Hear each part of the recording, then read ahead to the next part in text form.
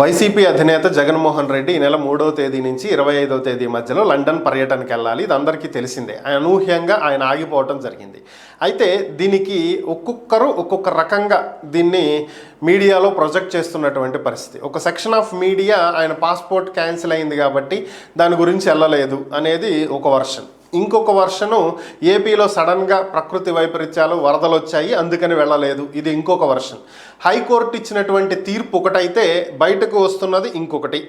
So అసలు ఏం జరుగుతుంది ఏంటి అనేది ఒకసారి చూసినట్లయితే అసలు జగన్మోహన్ రెడ్డి లండన్ వెళ్ళకపోవడానికి కారణాలు ఏంటి అనేది ఒకసారి పరిశీలించినట్లయితే వాస్తవానికి జగన్మోహన్ రెడ్డి సెప్టెంబర్ 3 నుంచి సెప్టెంబర్ 25 మధ్యలో లండన్ వెళ్లాల్సి ఉంది. ఈ మధ్యలో తన కూతురు బర్త్డే ఉన్నటువంటి కారణంగా అక్కడ ఆ టైంకి ఉండాలి అనేటువంటి ఉద్దేశంతో ఫ్యామిలీతో వెళ్ళాలని ప్లాన్ చేసుకున్నాడు.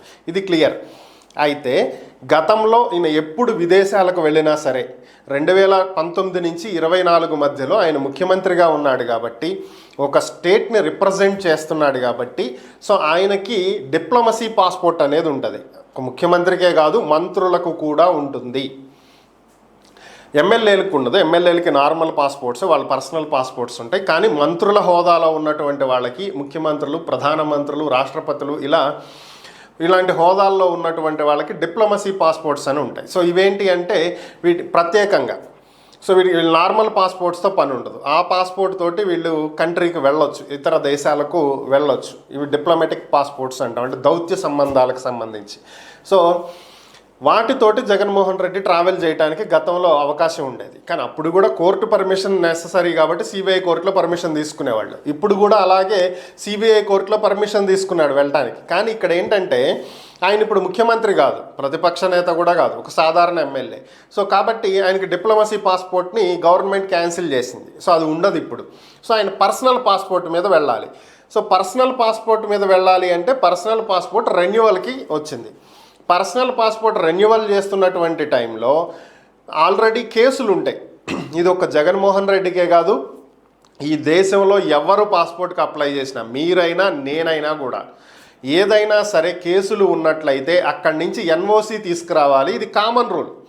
సో అలాగే జగన్మోహన్ రెడ్డిని కూడా ఎన్ఓసి తీసుకురమ్మని చెప్పారు పాస్పోర్ట్ అధికారులు. ఆ ఎన్ఓసికి ప్రజాప్రతినిధుల కోర్టుకు వెళ్ళినప్పుడు 1 ఇయర్ పాటు పాస్పోర్ట్ని రెన్యువల్ చెయ్యండి అని చెప్పి ఒక ఇది ఇచ్చారు జడ్జిమెంట్. దాంతోపాటుగా ఒక 20,000 రూపాయలు పూచికత్తు ఇవ్వమన్నారు. సో ఆ పూచికత్తు కట్టి ఆయన వచ్చి పాస్పోర్ట్ 1 ఇయర్కి రెన్యువల్ చేసుకోమని చెప్పారు. సో ఇక్కడే ఏమైంది అంటే సో ఆయన ఇది కట్టడానికి ఇష్టపడలా. సో ఇదేంటి, నేనేమన్నా బెయిల్ అడిగానా? బెయిల్ కాదు కదా అడిగింది, I'm just asking for NOC. So దీనికి ఎందుకు ఇది చేస్తున్నారు? సో కాబట్టి ఖచ్చితంగా దీని మీద నేను రివ్యూకి వెళ్తా అని చెప్పి ఏపీ హైకోర్టులో పిటిషన్ వేశారు. సో 5 ఏళ్ల పాటు పాస్పోర్ట్ రెన్యువల్, అలాగే ఈ పూచికత్తులు వద్దు అనేది ఆయన వాదన. సో 1 ఇయర్ ఉంది కదా, ఈ 1 ఇయర్కి పెట్టుకుని వెళ్ళిపోవచ్చు కదా లండన్కి అని చెప్పి చాలామంది మాట్లాడుతున్నారు. బట్ ఇక్కడ మ్యాటర్ ఏంటంటే పాస్పోర్ట్ రెన్యువల్ కాలేదు. పాస్పోర్ట్ రెన్యువల్ అయితేనే వీసా తీసుకుంటానికి అవకాశం ఉంటుంది, వీసాకి వెళ్ళాలి మళ్ళీ. సో ఆయన 5 సంవత్సరాలకి రెన్యువల్ అడుగుతున్నాడు, అలాగే పూచికత్తులు క్యాన్సిల్ చేయమని అడుగుతున్నాడు. కానీ ఇక్కడ 1 ఇయర్కి రెన్యువల్ ఇస్తామంటున్నారు, పూచికత్తులు మ్యాండేటరీ అని చెప్తున్నారు. ఇవి వద్దని ఆయన కోర్టుకి వెళ్ళాడు. హైకోర్టులో విచారణ అనంతరం హైకోర్టు ఏం చెప్పిందంటే సుప్రీంకోర్టు అలాగే గతంలో హైకోర్టులు ఎన్ని కేసులున్నా సరే వీటికి సంబంధించి పాస్పోర్టుల్లో ఏ విధమైనటువంటి అబ్జెక్షన్స్ పెట్టొద్దు, 5 ఇయర్స్ రెన్యువల్స్ ఇచ్చేయండి అని ప్రీవియస్ జడ్జిమెంట్స్ ఉన్నాయి. సో వాటిని బేస్ చేసుకుని ఏపీ హైకోర్టు కూడా 5 ఇయర్స్కి రెన్యువల్ ఇచ్చేయండి, కాకపోతే ప్రజాప్రతినిధుల కోర్టు ఏదైతే పూచికత్తులు షూరిటీలు అడిగిందో అవి ఖచ్చితంగా ఇచ్చి తీరాల్సిందే, దాంట్లో ఏం డౌట్ లేదు, అవి అయితే కోర్టుకి సబ్మిట్ చేయండి అని చెప్పింది.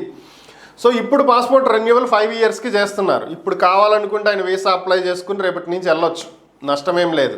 సో ఆయన ఆగింది ఎందుకు అంటే పాస్పోర్ట్ రెన్యువల్ కాలేదు, ఎట్ ద సేమ్ టైం పూచికత్తులు వద్దనేది ఆయన కోర్టుకు వెళ్ళినటువంటి అంశం. ఈలోపు వరదలు వచ్చినాయి కాబట్టి దాన్ని కూడా ఆయన పరిగణలోకి తీసుకుని ఇటు వీళ్ళను కూడా పరామర్శించటం. సో అది ఇది రెండు కలిసి వచ్చినాయి ఆయనకి, అంతేగాని వరదలు వచ్చినాయి అని ఆయన ప్రయాణాన్ని పోస్ట్ పోన్ చేసుకోవాలా. సో కాబట్టి ఇది అసలు వాస్తవం. కానీ దీన్ని ఒక సెక్షన్ ఆఫ్ మీడియా హైకోర్టులో జగన్కి భారీ విజయం అని చెప్పి ప్రొజెక్ట్ చేస్తే పాస్పోర్ట్ 5 ఇయర్స్ రెన్యువల్ చేయమన్నారని, ఇంకొక సెక్షన్ ఆఫ్ మీడియా ఏమో లేదు ఆయనకి ఘోరమైనటువంటి ఓటమి, హైకోర్టు అక్షింతలేసింది, పూచికత్తులు కట్టమంది అని చెప్పి ఇంకో section of media projection. So ఒకటి ఇటు అయితే ఒకటి అటు. సో ఇట్లా తయారైంది పరిస్థితి. ఈ వాస్తవాలు ఏంటంటే ఇవి.